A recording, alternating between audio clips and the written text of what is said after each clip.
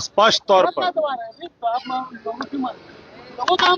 राष्ट्रीय अध्यक्ष जी ने,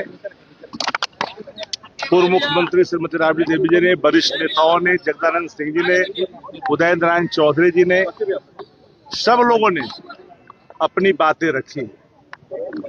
जो ये जनादेश है उस पर भी राय लोगों ने प्रकट की।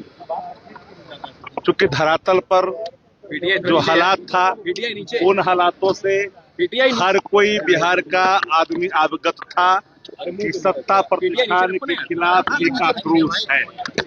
बावत भी जनादेश जिस रूप में आया, इसे न बिहार की आवाम हजम कर रही है, न नेता हजम कर रहे हैं, कोई नहीं हजम कर रहा है। आज क्या लेकिन नेता प्रतिपक्ष तेजस्वी जी ने जो बातें स्पष्ट तौर पर कही, उसके बाद सब उन्होंने कहा कि भाई लोकतांत्रिक प्रक्रिया के तहत और किन्हीं लोगों को अगर आप चुनना चाहते हैं तो आप स्वतंत्र हैं, लेकिन सब एक सुर में। और यह भी कहा कि पार्टी के कार्यकर्ताओं से, पार्टी के नेताओं से सब मिलकर करके पार्टी चलती है। किसी प्रकार का पार्टी परिवार सब है, लेकिन कोई अलग से डिफाइंड परिवार पार्टी के लिए नहीं है।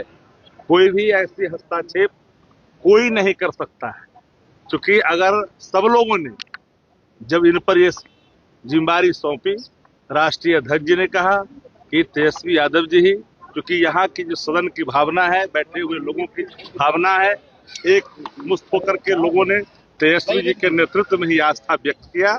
और तब तेजस्वी जी ने स्पष्ट तौर पे कहा, और आदरणीय राष्ट्रीय अध्यक्ष जी ने, कि हम स्वतंत्र तौर पर हम इन्हें काम करने की छूट देते हैं और किसी प्रकार का बाह्य या आंतरिक, घर या बाहर कोई हस्तक्षेप नहीं होगा और पूरे तौर पर पार्टी को आगे लेके जाएंगे।